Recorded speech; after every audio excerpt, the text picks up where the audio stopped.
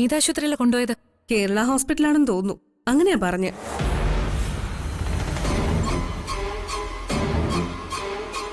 കേരള ഹോസ്പിറ്റലിലോ?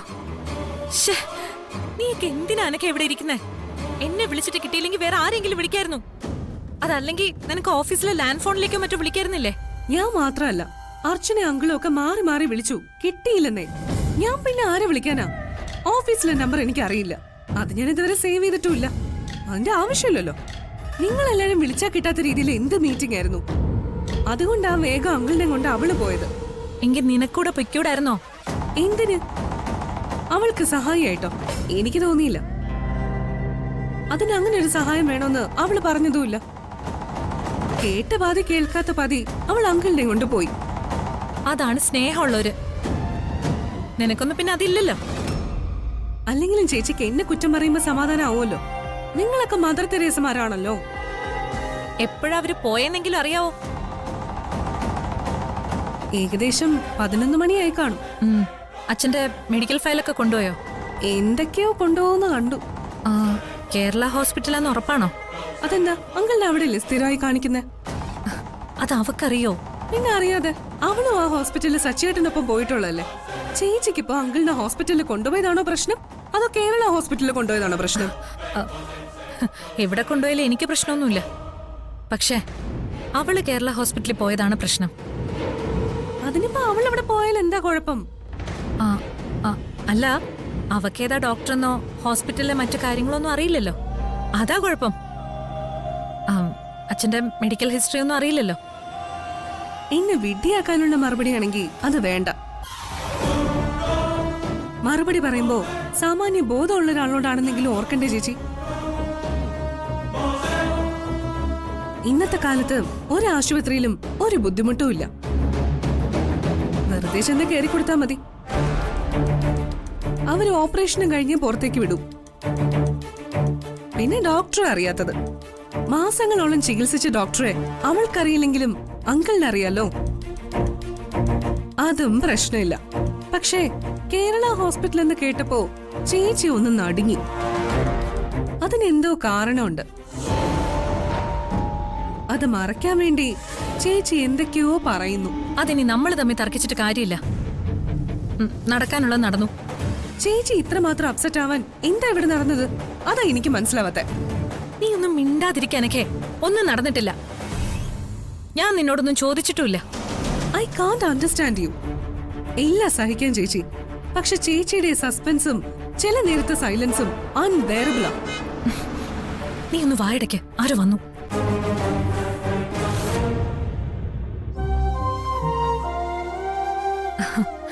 അച്ഛാ, ചെക്കപ്പിന് പോകുന്ന കാര്യം രാവിലെയെങ്കിലും ഒന്ന് സൂചിപ്പിച്ചിരുന്നെങ്കിൽ ഞാൻ അത് കഴിഞ്ഞ് ഓഫീസിൽ പോവായിരുന്നുള്ളല്ലോ. അതിനിപ്പോ എന്താ മതിയെ? എല്ലാ കാലവും നിനക്ക് എന്റെ കാര്യങ്ങൾ നോക്കി നടത്താൻ പറ്റിയെന്ന് വരില്ലല്ലോ. നിന്റെ തിരക്ക് കൂടി വരികയല്ലേ. എനിക്ക് രാവിലെ ഒന്ന് ഡോക്ടറെ കാണണം തോന്നി വിളിച്ചപ്പോ ഡോക്ടർക്ക് ഇന്ന് എമർജൻസി ഓപ്പറേഷൻ ഒന്നുമില്ല, ഫ്രീ ആണ്, വരാനും പറഞ്ഞു. അങ്ങനെ പോയതാ. അതല്ല അച്ഛാ, എനിക്കല്ലേ അച്ഛന്റെ മരുന്നിനെ കുറിച്ചും മറ്റു മെഡിക്കൽ കാര്യങ്ങളെ കുറിച്ചൊക്കെ അറിയൂ. ഡോക്ടർ എന്തെങ്കിലും ചോദിച്ചാ അർച്ചനയ്ക്ക് പറഞ്ഞു കൊടുക്കാൻ അറിയില്ലല്ലോ. അതൊന്നും വേണ്ടി വന്നില്ല എടുത്തി. പോകുമ്പോൾ ഞാൻ കരുതിയത് അച്ഛൻ എന്തൊക്കെയോ ശാരീരിക പ്രശ്നമുണ്ടെന്നാ. ഒരു കുഴപ്പമില്ലായിരുന്നു. ഷുഗറും കൊളസ്ട്രോളും പ്രഷറും ഒക്കെ നോക്കി, എല്ലാം നോർമലാ. ഡോക്ടർ വേറെന്ത് പറഞ്ഞു? ഡോക്ടർ ആകെ ഞെട്ടിപ്പോയില്ലേ. ഞാൻ ഇനിയും കുറെ കൊല്ലം ഇങ്ങനെ തന്നെ കാണുമെന്ന്, ഇനി വേണമെങ്കിൽ കമ്പനിയിൽ പോകാമെന്ന് വരെ പറഞ്ഞു. അങ്ങനെയൊന്നും പറഞ്ഞില്ല എടുത്തി. രാവിലെ വൈകിട്ടോ നടക്കണമെന്ന് പറഞ്ഞു. അതും കൂടി ഒന്ന് റെഗുലറായ മറ്റു കുഴപ്പങ്ങളൊന്നും ഇല്ലാന്ന് പറഞ്ഞു. അച്ഛന്റെ ശരീരത്തിന് മാത്രമേ അസുഖമുള്ളൂ മോളെ. മനസ്സിനൊരിക്കലും അസുഖം ബാധിച്ചിട്ടില്ല. എന്ത് അസുഖമാണെങ്കിലും അത് മനസ്സിനെ ബാധിക്കുമ്പോഴേ തളർച്ചയുണ്ടാവും. അങ്ങനെ തളർന്നു കൊടുക്കാൻ അച്ഛന് മനസ്സിലെങ്കിലും.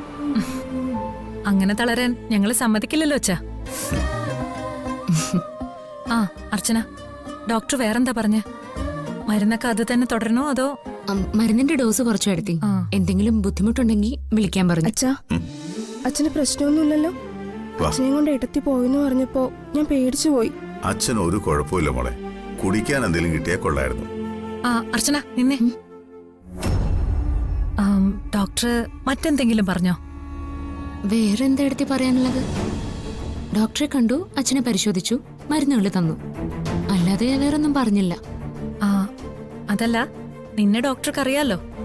അതുകൊണ്ട് നിന്റെ അസുഖത്തെ പറ്റി എന്തെങ്കിലും ചോദിച്ചോന്നാ ഏട്ടത്തെ ഉദ്ദേശിച്ചേ. ഏയ്, അതൊന്നും ഡോക്ടർ ചോദിച്ചില്ല. ആ അതല്ലാതെ വേറെ ഏതെങ്കിലും ഡോക്ടർമാരെ കണ്ടായിരുന്നോ? ആ, കണ്ടിരുന്നു. എനിക്ക് പരിചയമുള്ളൊരു ഗൈനക്കോളജിസ്റ്റിനെ. എന്താ എടുത്തി? ഒന്നുമില്ല. അവിടെ പുതിയ 1-2 ഡോക്ടേഴ്സ് ജോയിൻ ചെയ്തിട്ടുണ്ട്. അച്ഛന് പരിചയമുള്ളവരാ. അവരെ അച്ഛൻ കണ്ടിരുന്നോന്നറിയാൻ വേണ്ടി ചോദിച്ചതാ.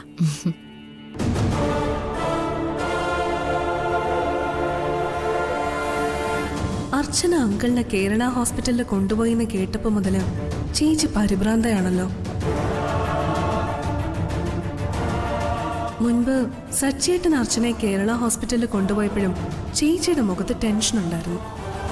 ഇപ്പോ അർച്ചനയോട് കുത്തി കുത്തി വിവരങ്ങൾ ചോദിക്കുകയും ചെയ്യുന്നു.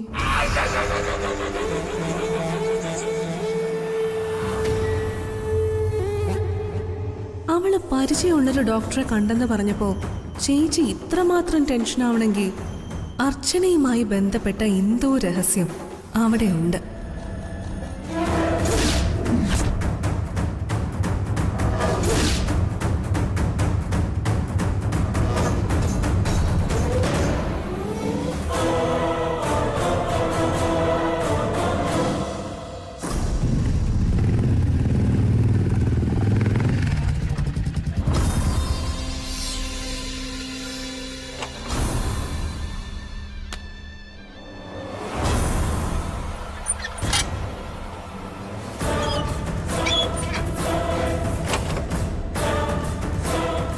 അനുവിന്റെ വീടല്ലേ? അതെ. നിങ്ങളൊക്കെ ആരാ? അനൂപുണ്ടോ ഇവിടെ? അനൂപിന് ഞങ്ങളെ അറിയാം. ഒന്ന് വിളിച്ചാ മതി. അല്ല, അവന്റെ മിക്കാറുള്ള സുഹൃത്തുക്കളൊക്കെ എനിക്കറിയാം.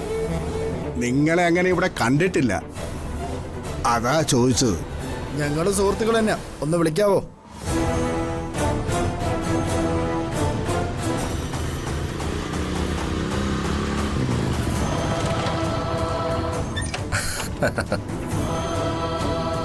അനൂപായി എവിടെയാണ്?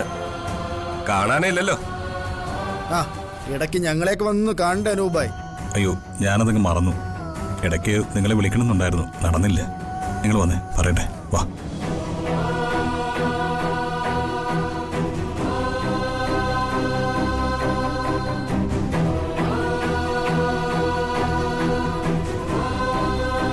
ആരാ അവരൊക്കെ?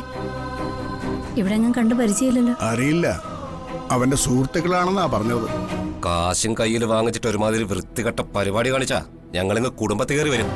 ആ കാശും പലിശയും പലിശയുടെ പലിശയും വാങ്ങാൻ. പലിശ തരാത്തത് മനഃപൂർവ്വമല്ല, ഞാൻ അങ്ങോട്ട് വിളിക്കാനിരിക്കുകയായിരുന്നു. നീ ഇങ്ങോട്ട് വിളിച്ച് ബുദ്ധിമുട്ടണ്ട. ഞങ്ങൾ നീ പറയുന്നിടത്ത് വന്ന് വാങ്ങിച്ചോളാം. പക്ഷെ വിളിച്ച ഫോൺ എടുത്തോളാം. അപ്പൻ ചത്ത്, അമ്മ ആശുപത്രിയിലാ, ഭാര്യയ്ക്ക് ഓപ്പറേഷനാണ്, പിള്ളേർക്ക് വട്ടച്ചൊറിയാണെന്നൊക്കെ പറഞ്ഞാലുണ്ടല്ലോ.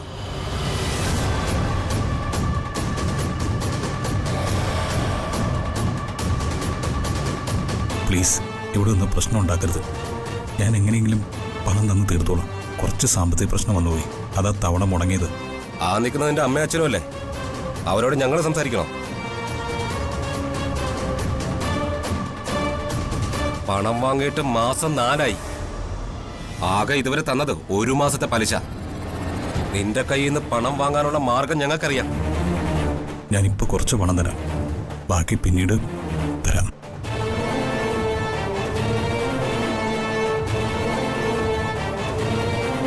അനൂപേ, അവരൊക്കെ ആരാ? എന്തിനാ അവിടെ നിന്ന് സംസാരിക്കുന്നത്? അകത്തിരുന്ന് സംസാരിച്ചൂടെ?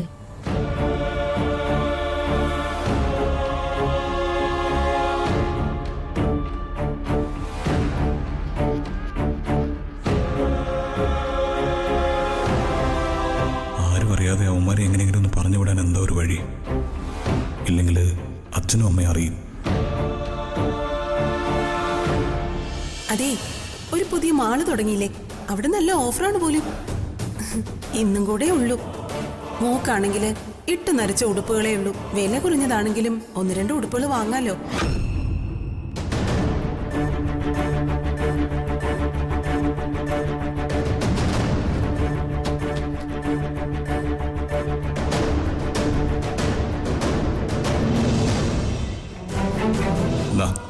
ഇതിനുള്ള എന്താന്ന് വെച്ചാൽ വാങ്ങിച്ചു.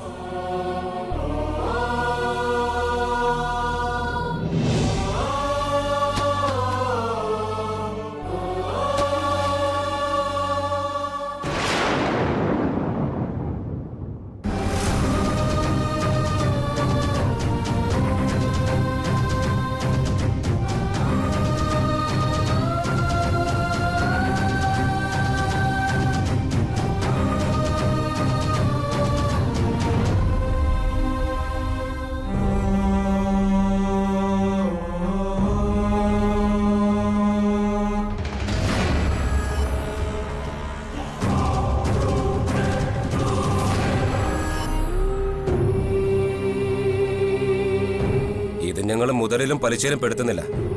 നീ ഞങ്ങളെ പറ്റിച്ച് മുങ്ങി നടന്നപ്പോ നിന്നെ അന്വേഷിച്ച പെട്രോൾ കാശിനത്തിൽ വരവ് വയ്ക്കുന്നു. ഇപ്പൊ അനൂപേ, നിന്റെ വീടും കൂടിയൊക്കെ ഞങ്ങൾ സ്കെച്ചിട്ടിട്ടുണ്ട്. ഇനി വിളച്ചില് കാണിച്ച ഇപ്പൊ കാണിക്കുന്ന ഒരു മര്യാദയും നീ പ്രതീക്ഷിക്കരുത്. വീട്ടിൽ കയറി കുത്തിന് പിടിച്ച് കാശ് വാങ്ങിക്കും. നിന്റെ കയ്യിൽ നിന്നല്ലെങ്കിൽ റിട്ടയർഡായ നിന്റെ തന്തയുടെ കയ്യിൽ നിന്ന് വാങ്ങിക്കും. കേട്ടല്ലോ? ഇല്ല, അടുത്ത മാസം ശമ്പളം കിട്ടുമ്പോൾ തീർക്കാം, ഉറപ്പായിട്ടും. അതാ നിനക്കും ഞങ്ങൾക്ക് നല്ലത്. ഓക്കെ, അപ്പൊ മാഷേ ഞങ്ങൾ ഇറങ്ങട്ടെ. ഇനിയും കാണാം. ഇനിയും വരേണ്ടുന്ന വഴി അനൂപ് ഉണ്ടാക്കിയില്ലെങ്കിൽ കൊള്ളാം.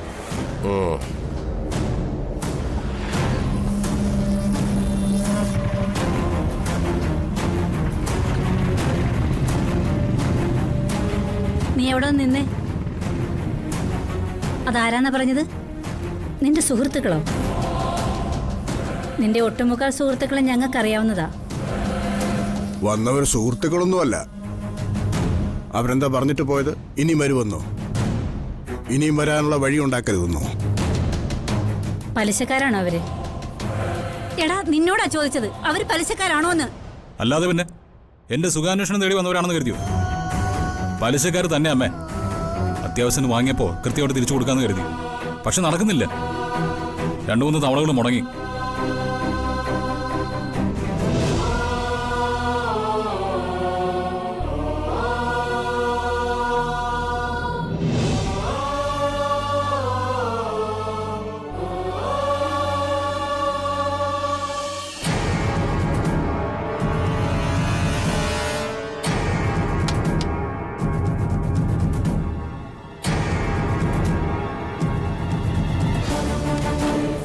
അമ്മ എങ്ങോട്ടാ പോകുന്നേ? അമ്മ ഒരു സ്ഥലം വരെ പോവാ. എവിടെയാണെന്ന് പറഞ്ഞൂടെ? അച്ചുവന്റെ വീട്ടിലേക്കാ? അതൊന്നും അല്ലടി. അമ്മ നിനക്കും എനിക്കും അച്ഛനും മുത്തശ്ശനും മുത്തശ്ശിക്കും ഒക്കെ കുറച്ച് ഡ്രസ്സ് വാങ്ങാൻ പോവാ. നമ്മുടെ ഇവിടെ ഒരു പുതിയ മാള് തുറന്നില്ലേ, അവിടുന്ന്. ഞാനും വരാം അമ്മേ. ഞാൻ ഇപ്പൊ റെഡിയാവാ. ആ, മോള് വരണ്ട. അമ്മയുടെ കൂടെ ശ്രീജാന്റി ഉണ്ട്. നമ്മുടെ ശ്രീജാന്റി ഇല്ലേ, അവള് വരും. മോളിരുന്ന് ഹോംവർക്ക് ഒക്കെ തീർത്തോ. നമുക്കൊരിക്കൽ പോവാം, അച്ഛനും അമ്മയ്ക്കും മോക്കും കൂടെ. മിക്കവാറും അത് നടക്കില്ല. അച്ഛൻ വരത്തില്ല. പിന്നെ ഒന്ന് പോടി കള്ളി. ഇന്ന് സാധനം വാങ്ങാനുള്ള പൈസ തന്നത് അച്ഛനാണല്ലോ. അമ്മ മോക്ക് വലിയൊരു ഫാമിലി ഐസ്ക്രീം വാങ്ങിക്കൊണ്ടുവരാം. പോരെ?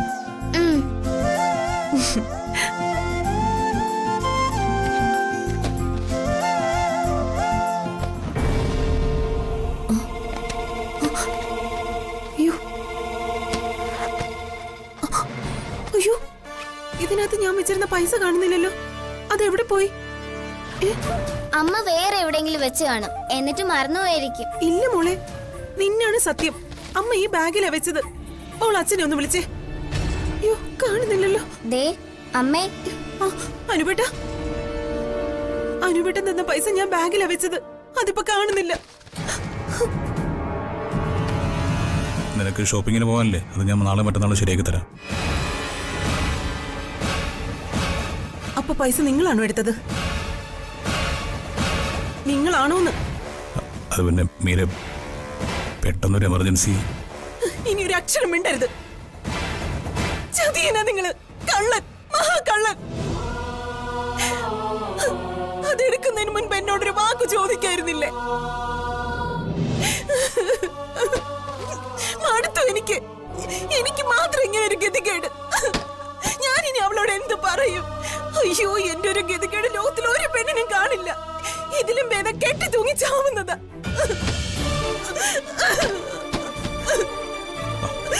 മീരെ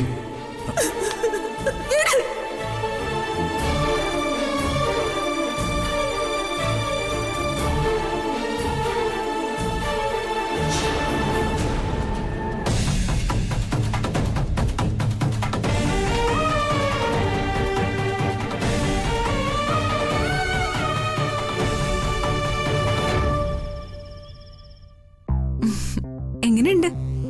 എങ്ങനെ ഉണ്ടെന്ന് ചോദിച്ചാ ഒരു 5 അടി 9 ഇഞ്ച് പൊക്കം, ഒരു 70 കിലോ തൂക്കം. നല്ല ഫെയറാ. മൊത്തത്തിലെ ഒരു കൊച്ചു റോമിയോ ആണ്. അയ്യടാ, വളിച്ച കോമഡി. കൊച്ചു റോമിയോ ആണെന്ന് എനിക്ക് തോന്നി. അയ്യടി, എന്നെ അങ്ങ് സുഖിപ്പിച്ച് ജൂലിയറ്റ് ആകാനുള്ള പരിപാടിയാണെന്ന് തോന്നുന്നു. കൊച്ചുടാ പാവം. എനിക്ക് വേറെ ആരും കിട്ടാനില്ലാത്ത പോലെ. ഞങ്ങളുടെ കോളേജിലെ നല്ല ഫിലിം സ്റ്റാർ പോലത്തെ ചുള്ളന്മാര് നിരന്ന് നിപ്പുണ്ട്. അത് മനസ്സിലായി. അവന്മാർക്ക് ആർക്കും വേണ്ടാത്ത വേസ്റ്റ് ആണെന്ന് തോന്നുന്നു. ഹലോ ഹലോ, ഞാൻ വെറുതെ പറഞ്ഞതാ കേട്ടോ. Don't feel bad.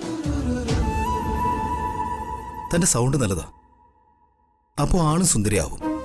വേണ്ട, അധികം സോപ്പൊന്നും വേണ്ട. പാവങ്ങളും ജീവിച്ചു പൊക്കോട്ടെ.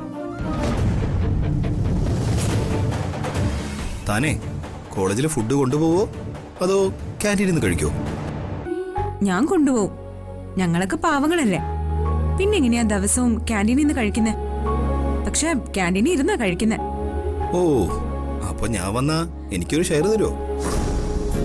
ഷെയർ എന്തിനാ, മൊത്തം തരാലോ. പറഞ്ഞാ മതി എപ്പോഴാ വരുന്നെന്ന്.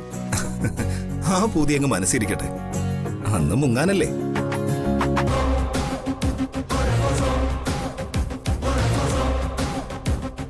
ആരോടാണ് ഇത്ര സംസാരിച്ചാർത്ത് ചിരിക്കുന്നത്? ഹലോ, എന്തെങ്കിലും ഒന്ന് സംസാരിക്കാന്ന് വെച്ചാ ഇടയ്ക്ക് വെച്ച് കട്ടാക്കിയിട്ട് പോവും. എനിക്കിട്ട് പണി തരുന്നാന്ന് എനിക്കറിയാം. ഞാൻ ചോദിച്ച കേട്ടില്ലേ, ആരോടാ ചിരിച്ചു കുഴയുന്നേന്ന്? ഓ അതോ, അതെ, എന്റെ ഒരു ഗുഡ് ഫ്രണ്ടിനോട്. അയാള് വാ തുറന്ന തമാശയോട് തമാശയാ. അതെന്താ, അവന്റെ വലിയ തമാശ ഫാക്ടറി ഉണ്ടോ? അല്ല, ഈ ഫ്രണ്ട് ആരെന്ന് പറഞ്ഞില്ല. ആണാണോ അതോ പെണ്ണാണോ? ആരാണെങ്കിലും നിനക്കെന്താ? എനിക്ക് 1000 ഫ്രണ്ട്സ് ഉണ്ട്. അതൊക്കെ ആരാ എന്താ എന്നൊക്കെ നിന്നോട് പറയണോ? അത് കൊള്ളാലോ. നീ നിന്റെ പണി നോക്കടേ. അപ്പൊ ഗേൾ ഫ്രണ്ട് ആയിരിക്കും അല്ലേ? അതായിരിക്കും ഉരുണ്ട് കളിക്കുന്നേ. ആ അതെ, അതിന് നിനക്കെന്താടി?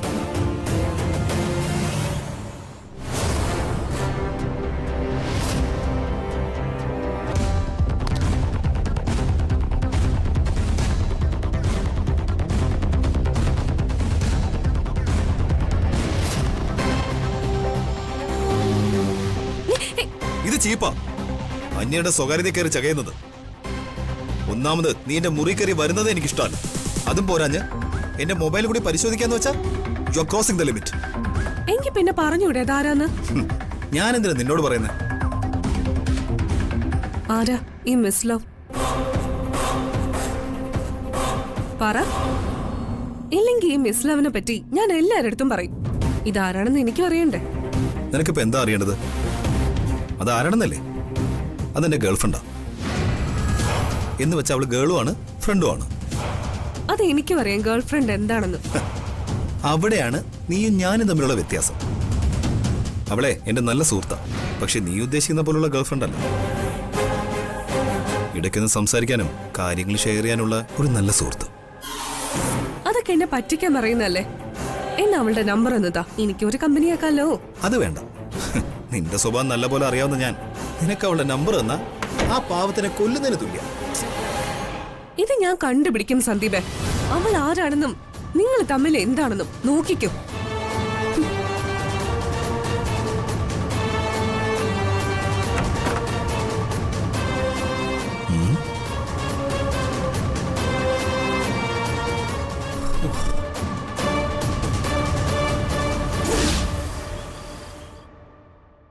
ഞങ്ങളിപ്പോഴും ഒരു പ്രോജക്റ്റിനെ സംബന്ധിച്ച എല്ലാ കാര്യങ്ങളും ക്രിസ്റ്റൽ ക്ലിയറായി കസ്റ്റമേഴ്സിനോട് പറയാറുണ്ട്. ഇപ്പോഴും അങ്ങനെയാണെങ്കിൽ കൂടി 200 കോടി എന്ന് പറയുന്നത് ഇപ്പോ എന്താ ഇത്? ഇടി മിന്നലുള്ളപ്പോ ഫോൺ ചെയ്യാൻ പാടില്ല. ശ്ശേ, ഞാനൊരു എമർജൻസി കോളിലായിരുന്നു. താൻ എന്ത് പണിയെ കാണിച്ചേ? അയാൾ എന്ത് വിചാരിച്ചാണ്? സച്ചേട്ടാ, ഇടി മിന്നലുള്ളപ്പോ ഫോൺ തീരെ ഉപയോഗിക്കാൻ പാടില്ല, പൊട്ടിത്തെറിക്കും. ഫോൺ അയ്യോ വേണ്ട സച്ചേട്ടാ, ഞാൻ പറയുന്നൊന്ന് കേക്ക്. വേണ്ട, അയാൾ പിന്നെ തിരിച്ചു വിളിക്കും. ഓ, താനൊന്ന് മാറിക്കേ. ഇതൊരു വാല്യബിൾ കസ്റ്റമറാ. ഇത്തിരി പ്രശ്നമുണ്ട്, അതൊന്ന് തീർക്കട്ടെ ഞാൻ. അയ്യോ സച്ചേട്ടാ. ഈശ്വരാ. അർജുനൻ, ഫൽഗുണൻ, പാർത്ഥൻ. ആ സോറി, ഇവിടെ ഭയങ്കര തണ്ടർ ലൈറ്റനിങ് ആണ്. അങ്ങനെ കട്ടായതാ. ഫൽഗുണൻ. ആ ഞാൻ പറഞ്ഞു വന്നത്, അവർ സാറ്റിസ്ഫൈഡ് അല്ലെങ്കിൽ no other further dealing from company side. ഒരാൾക്ക് വേണ്ടിയൊന്നും കമ്പനി പോളിസി മാറ്റാൻ പറ്റില്ല. ആ ഇത് സച്ചേട്ടാ, മതി സംസാരിച്ചത്. ഒരു ഫോൺ ചെയ്യലും. ഹേയ്